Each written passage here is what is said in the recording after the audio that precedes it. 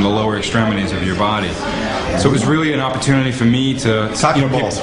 Yeah, exactly. People were saying, hey, Bruce, you changed your style. I don't know, I think just the best of my style came out, you know, and the fact that it's a great role. It's like, if I was an actor, it's the role of a lifetime for me, and a lot of it has to do with the focus of the band and Bob Ezrin torturing me. That's really and he's one of the people that contributed some songwriting as well. Oh, could you tell us a little bit about some of the songwriting collaborations? There weren't that many songwriting collaborations. We tried not to get involved this time with Guns for Hire. You know, there are songwriters out there that are really good, but I mean, at this point, if you can't write your own song or do it with some, you know, mates and do it with the people who count, then maybe it's time to pack it in. So we kept it to a very small circle of people. Ezrin was one of them, a couple of outside people. Vinnie Vincent from Days Gone By was involved, and now he's gone back to Days Gone By. But, you know, we did whatever we had to make the greatest album we could. We weren't concerned with, you know, who was involved as much as, is it going to make a great, true Kiss album? And, you know, that's basically what we did. I think we stayed real close to the bone, so to speak. The people who were involved are friends, except one.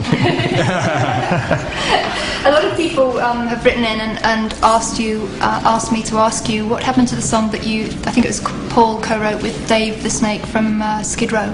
It's in the how should we put it? It's in the vaults, and it'll come out. It's just that we were in an enviable position because here we were with an album that we think is so good, it didn't need another track. Another track wouldn't have added anything to it. Maybe in some ways it would have just made it too big. So when it came time to mix, we listened and said, let's put this one on the shelf for now, and we will get back to it. And you know, you'll hear it. It's a great tune. Cool. Okay. You know your homework, though. That's for sure. Thank you. You're welcome. Thank you. Okay. Well, Paul and Bruce, and we're going to talk a little bit now about the lyrics on Revenge. Now, they deal in the main with sex. And well, I was just wondering, partially. Well, we'll talk about the other ones in a moment, but I just wondered, have you found new ways of dealing with a tried and tested subject? Well, if you're creative, you can find new ways. I think if you care, you'll find new ways to defy gravity. That's a good answer. There's also a very romantic ballad on the album, Every Time I Look at You, which was written by Paul and Bob Ezrin. Now that seems to me as showing a very romantic approach. Was that like a more personal song for you? Well, when you get them with the ballad, then you get them in bed. Give them that and they go, oh, and then you get the other things going. You know, it's nice to be able to write a ballad as long as the ballad isn't one of those mushy, wimpy, funeral dirge-like power pop ballads that some bands do. Some bands, who will remain nameless, take these like up-tempo songs about screwing in the back of the car and they slow it down to half-tempo and then sing about a girl who just left them. You know, and it's sappy stuff. I mean, Every Time I Look at You is a song that was written on an acoustic guitar. It's much closer, I think, to something like Wild Horses, like a Stones kind of thing, than it is to some of that pap that you hear passed off as ballads. I mean, anything can be a ballad now. I'd rather hear ballads like As Tears Go By, you know, the Stones kind of stuff, or Zeppelin ballads. That's a little cooler than that mush that you hear sometimes. Now, Gene, there was a couple of songs on the album that I felt had a kind of religious imagery, Unholy and you know, Thou Shalt Not. Oh boy. They're from obviously from two very different perspectives. What was your inspiration for those songs? Archbishop Simmons. Archbunker Simmons. Every couple of years, you know, there's got to be a church enemies list. Every couple of years they put me on top. When we first started touring, I was just some kid out of New York City, was glad to be on stage wearing makeup and doing crazy things. And all of a sudden we played Canada, and there's a newspaper that came out that said, Gene Simmons is the devil. Going, oh great, just what I need. And so then all of a sudden in the South of America, people started walking around with big burning crosses and pointing to me. And I'd say, it only it's was not Gene. me. It wasn't Kiss. It had nothing to do with the whole nothing band. to do. No. It wasn't. They weren't doing this about Kiss. It was all. It was all. Yeah. It was all.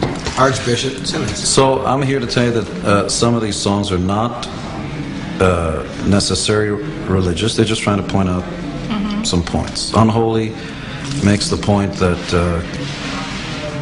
guys with horns on their heads and devils and all that stuff. I don't believe in that crap. The truth is that the things that we do to each other in the name of love In the name of love. are far worse than any devil, than any hell that Far more anybody real, could of create. course. Absolutely. There's a line in the song that says, "You send your children to war to serve bastards and whores." There's no worse hell than that. So unholy is really just a part of all of us. And so anyway, thou shalt not. It's explained very simply by a man with a collar walks over and says, "Kindly reconsider the sins of your past." I said, "Mister, you can kindly kiss my ass." It's a nice way of saying, leave me alone, let me live my life the way I want to. Cool. Okay. Thank well, you very much. Thank you for that. Yes, we're going to talk some more, but I'm right up to date now with the UK tour. How's that been going for you? How does it feel to be Great, back? fab, Been gear. magic. It's been great. You know, I think there was a period of time where we were caught in this dilemma of coming over here, and fans were saying, "Well, we know you can't bring a show, but come anyway. You know, we just want to see you." And that's okay until you get here, and then all of a sudden, you know, rightfully so, people go, "Well, it's okay, but where's the show?" So I think we reached a point where we realized if we can't come over here and do what people expect from us, we shouldn't come over anymore. And we've been here a few times where I think people were disappointed, and rightfully so, but we were, you know, we didn't know whether we should come over or not come over. I think this show kind of shows what we're doing at this point, and it's all uphill from here. I mean, it only gets better, and we're real proud of what we're doing, and I think the fans are too. You know, for us it's worth saying this. We're not trying to kiss your butt or anything, but the truth is when we were growing up, England was our inspiration. There are a lot of bands that keep talking about how Kiss changed your life. That's all well and good.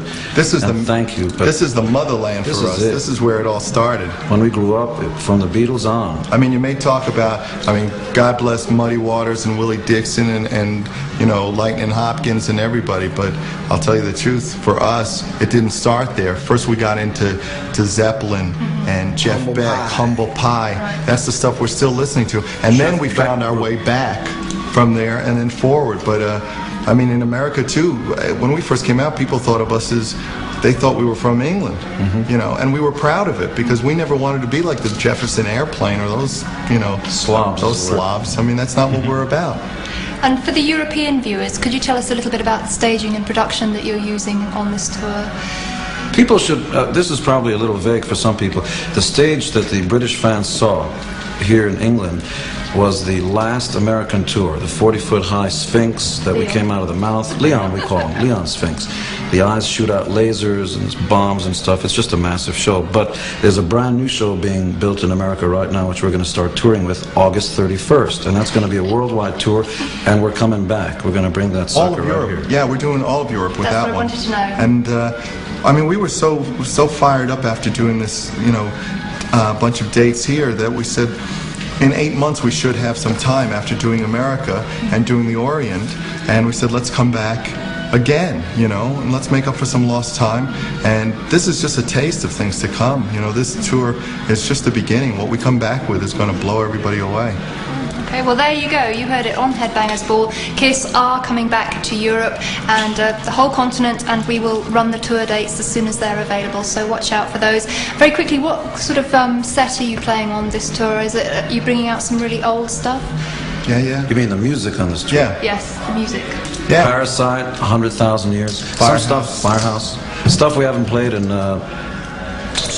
15 years. We're doing about 23 songs, and when we do the next tour, we're hoping to do about 30 songs. Wow. So, you know, some bands get into playing medleys and things like that. Once you have, you know, the songs to choose from, we're just going to play everything. I mean, there's probably going to be an acoustic, you know, some acoustic songs. There's going to be, I mean, it's going to be a real night to remember. Great, okay. Well, we're going to by you. And the first question comes from Vanessa Warwick of London. That's me. I'm a viewer as well.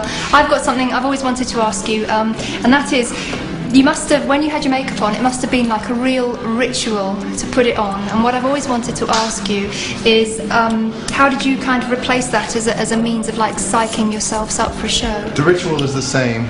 We still dance around the fire and walk on the hot coals and chant in many tongues. And then we go out. We just don't put the makeup on. But we do the usual thing. We grease the pig and chase it around the room. And then I get to slit its throat. Yeah. But seriously, was it like almost like a tribal thing? Yeah, but it's no different now. Right. You know, I mean, you're a warrior and you're putting on, you get together in the dressing room, you chat for a little while and you psych yourself up. That's the pig running around the room, that sound. Yeah, and then you go out and you do it, I mean, it's the calm before the storm. Okay. Now, actually, first proper viewer's question. I'm just looking down here. Excuse me. Comes from Morten Olsen of Norway. Hi, Morten. He wanted to know the Unholy single and video is the first with Gene on lead vocals since I Love It Loud from 1982. He wants to know, why did it take you so long to come back on lead vocals? Because I've been writing horrendous songs for 10 years. That's why. And Paul Stanley's been good enough to be there. And he was never square, where I was off in Disneyland. I was off making horrible movies and running record companies when I should have been in KISS. He's made a few good movies. A few good movies, pardon me. And not the one with the girdle and the woman's clothes on. No, or the girdle that's I on really the liked mouth. Red Surfing USA, though. That's not the one. See that? That's the crap I get. And to answer your question, the reason the songs haven't been as good as they should have been is maybe I wasn't all there. And all I can say is I'm sorry. I didn't know I was lost. But I'm found. found. I'm born again. Back in this war. I'm going to throw up on your sister. Next question comes from Jonas Carlson from Sweden. Maybe direct this one to Bruce. What is your best and worst memory from all your tours throughout the year? Best and worst.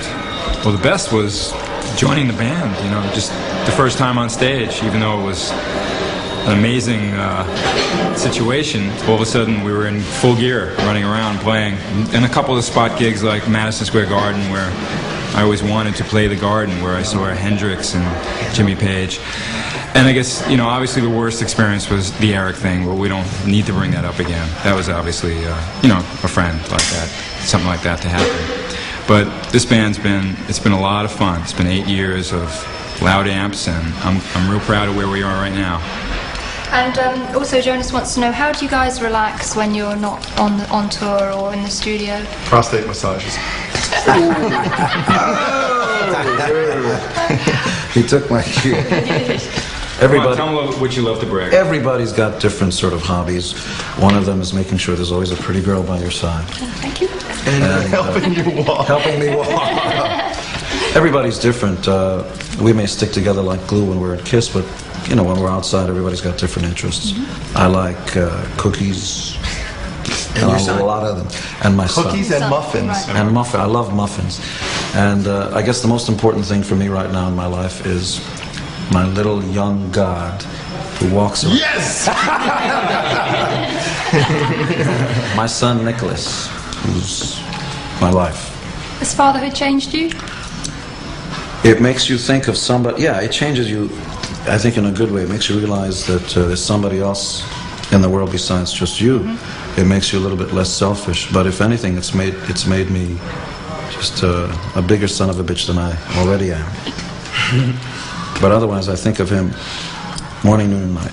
Lovely. That's nice to know. Very quickly, loads of people wrote in, when might you come back with Kiss Alive 3? It's so difficult for us because when you've scaled a mountain twice, and Kiss Alive and Kiss Alive 2, I think to us and to many people are really important kind of like monuments to live rock and roll and to the band. We want Alive 3 to be everything that it can be. And at the same time, we're always trying to figure, well, how do we make it special? Just to go in and record some more live tracks isn't enough. We're just waiting to see where things go, but of course there'll be an Alive 3. I think we're not ready to do it yet, to be honest with you. It means so much to us that we have to make sure it's right, and I think we have at least another studio album in us before we start thinking of it. Well, what we are doing right now is we're finishing up... Quiet, Spike! What we are doing right now is... Carry on. But what we are doing right now is preparing Exposed 2. Some of the footage is being shot on this European tour right now. And that should be out in a few months. Actually, as it's looking now, there's going to be Exposed 2 Parts 1 and 2. There's so much great footage that it's actually going to be 2 separate videos that you can go pick up, and both of them are going to have really some amazing stuff. I mean, way back to the beginning, plus some other people involved, and it's going to be a real chronological history of the band, so we look forward to that. Okay. Well, that's it. That's all we've got time